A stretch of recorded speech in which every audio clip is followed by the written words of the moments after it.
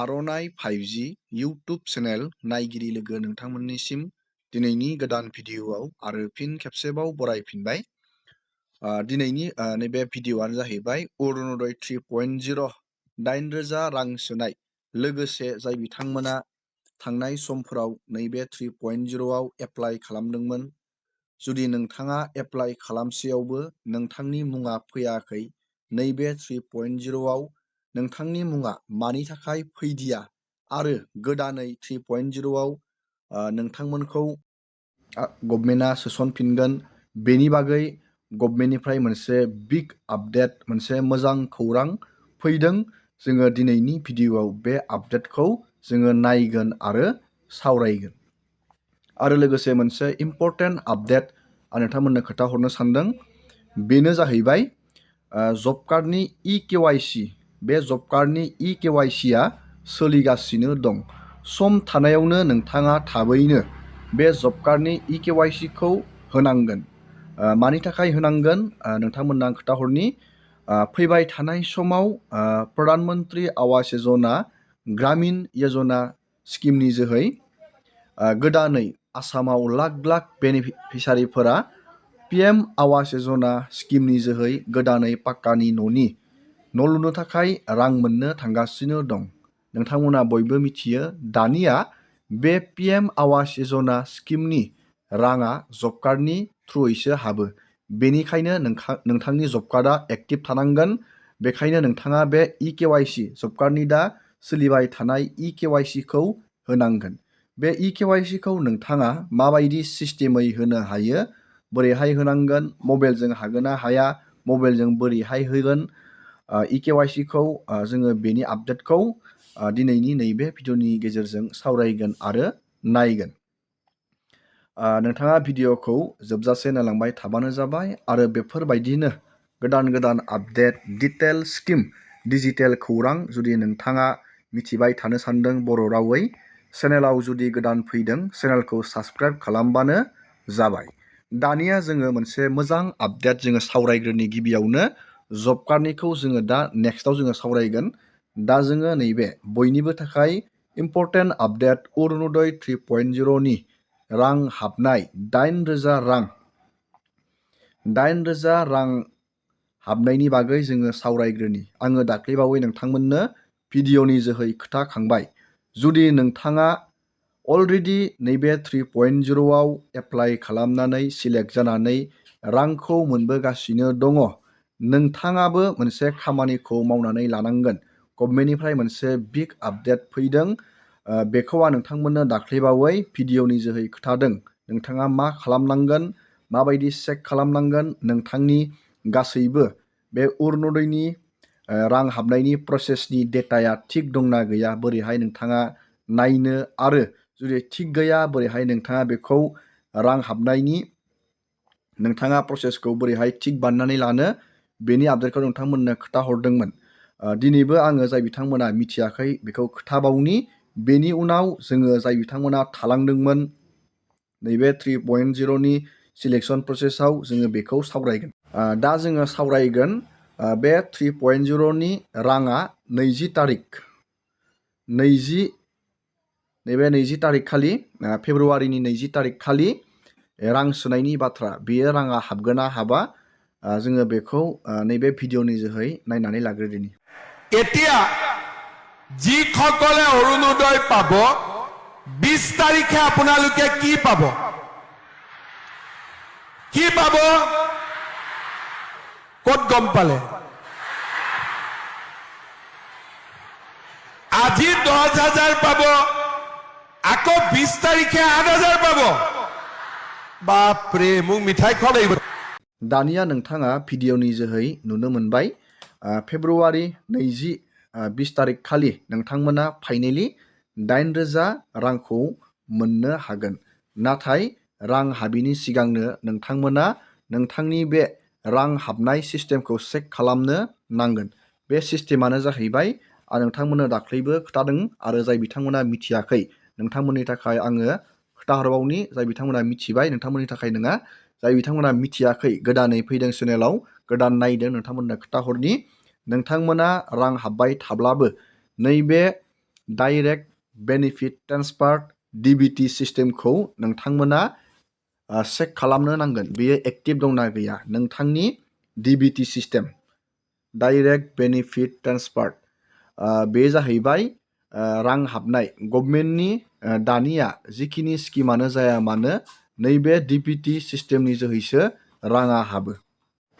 PM किसानानो होन बा अरुणोदयानो होन जि स्किमनि राङानो नैबे DBT गभर्नमेन्ट स्किमनि राङा नैबे DBT सिस्टेमनि जोहैसो राङा हाबो। आदारजों नोंथांनि बेंकआ लिंक थानांगोन। लोगोसे लिंकल' नङा, नोंथाङा जानो हागौ लिंक बानायदों बेंकआव, नाथाय बियो गोबांनियानो एक्टिभ थाया, बियो इनएक्टिभ जानानै थायो। बेखायनो नोंथांमोना बेखौ एक्टिभ खालामनानै लानांगोन। बेखौ बोरैहाय नायो आं मोनसे भिडिअ बानायदों। बे भिडिअनि लिंकखौ आङो भिडिअनि गाहायाव होदों। नोंथाङा लिंकआव थांनानै बे भिडिअखौ नायनानै बे DBTआ नोंथांनिया एक्टिभ दंना गैया मबाइल फननि जोहैबो नायनो हायो बा बेंकआव थांनानैबो नोंथाङा चेक बानायनो हायो। जुदि एक्टिभ गैया नोंथाङा बेंकआव थांनानै नैबे DBTखौ एक्टिभ खालामनानै लाबानो जाबाय। नङाब्ला किन्तु गभर्नमेन्टआ रां सोब्लाबो नोंथांनि बेंक एकाउन्टसिम राङा फैनाय नङा, बेयो पेन्डिं जागोन। गोबांनियानो एकाउन्टआ बेबायदि प्रब्लेमनि थाखायनो गोबां अरुणोदयाव सिलेक्ट जाब्लाबो गोबांनियानो राङा पेन्डिं जानानै थायो, रांखौ मोननो हाया। बेबायदि प्रब्लेम जादों। गभर्नमेन्टआबो बे प्रब्लेमखौ बुंदों आरो बेंकआव थांनानै बे DBTखौ एक्टिभ खालामनानै लानो मोनसे आपडेट फोसावदों। दानिया नोंथाङा रोखा जाबाय। जाय बिथांमोना अलरेडि रांखौ मोनबाय थायो नोंथांमोना चेक खालामबानो जाबाय। नोंथांमोना नैबे फैबाय थानाय 20 फेब्रुवारि खालि नोंथांमोना जानुवारि, फेब्रुवारि, मार्च, एप्रिल बे मास मोनब्रैनि नोंथांमोना 8,000 रां मोननो थांगासिनो दं। जायनिया DBTआ एक्टिभ थागोन नोंथांमोनाल' मोननो हागोन, एक्टिभ गैयैफोरा किन्तु मोननाय नङा। बेखायनो नोंथांमोना सम थानायावनो बेखौ एक्टिभ खालामनानै लाबानो जाबाय। जायनिया एक्टिभ गैया बा नोंथाङा चेक खालामनानै नायबानो जाबाय। मानो होनोब्ला KYC जुदि बेंकआव नांनानै थायो बेबायदि खेत्रआवबो बेयो इनएक्टिभ जानानै थायो।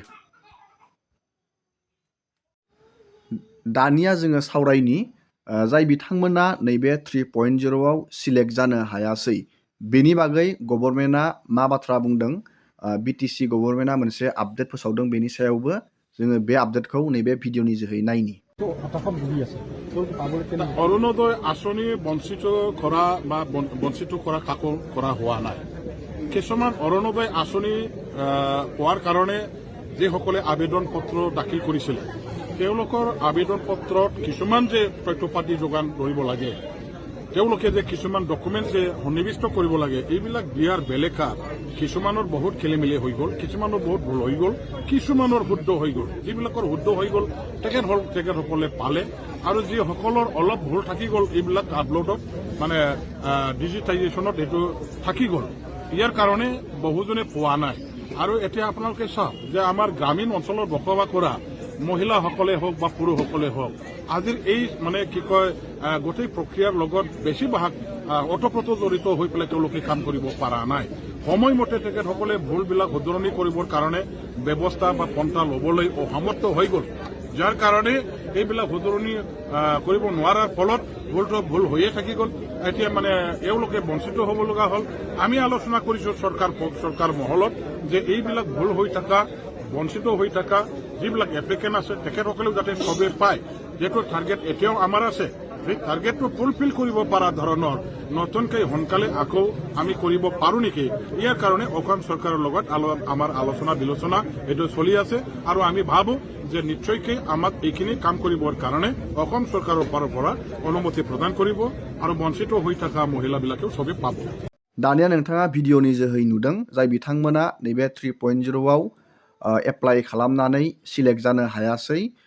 बे प्रब्लेमा जाहैबाय डकुमेन्टफोर। नोंथांमोना अरुणोदय 3.0आव जिखिनि डकुमेन्ट बिदोंमोन नैबे 3.0नि सिलेक्सन प्रसेसआव बेबायदि डकुमेन्टखौ नोंथांमोना फुलफिल खालामनो हायैनि जाहोनाव गोबांनियानो अरुणोदय 3.0आव नामा फैयाखै बेबायदि बाथ्राखौ फोरमायदों। आरो थाबैनो आसाम गभर्नमेन्टजों सावरायनानै गोदानै नाम सोसननायनि बाथ्रा बुंदों। नोंथांमोना नैबे माइ स्किमाव फैनानै बेनि डकुमेन्टखौ नोंथांमोना चेक खालामनानै नायनो हागोन मा मा डकुमेन्ट नांगौ। दानिया जोङो सावरायनि जब कार्डनि EKYC नि आपडेट। दानिया जोङो सावरायनि जब कार्डनि EKYC नि आपडेट। बेखौ मबाइलजों बानायनो हागोन ना हाया EKYC खौ? नैबेयाव नोंथांमोना मोनसे नुनो मोनदों मबाइलनि app NREGA mobile monitoring system नैबे मोनसे एप। बे एपनि थ्रुयैनो बेखौ EKYC खौ बानायनो हायो। नाथाय नोंथाङा बेखौ मबाइलजों हारसिङै बानायनो हानाय नङा। नोंथाङा EKYC होनो थाखाय जब कार्डनि EKYC होनो थाखाय नोंथाङा ब्लगाव थांनानै GRS खौ लोगो हमहैनांगोन आरो नोंथाङा बेयावनो EKYC खौ बानायनानै लानो हागोन। EKYC होनाया नोंथांनिया मेन्डेटरि नङाब्ला नोंथाङा उनाव प्रब्लेमाव गोलैनो हागौ बायदिसिना जब कार्डनि रां हाबनाय बा गभर्नमेन्ट स्किम न'नि रां हाबनायाव। दानिया नोंथाङा बुजिबाय। दिनैनि भिडिअखौ आङो बेखिनियावनो दोनथ'बाय। जुदि अरुण'दय स्किमनि माबाफोर जुदि गोदान आपडेट फैयो नोंथांमोननो भिडिअनि जोहै लानानै फैबावगोन। एसेनोसै।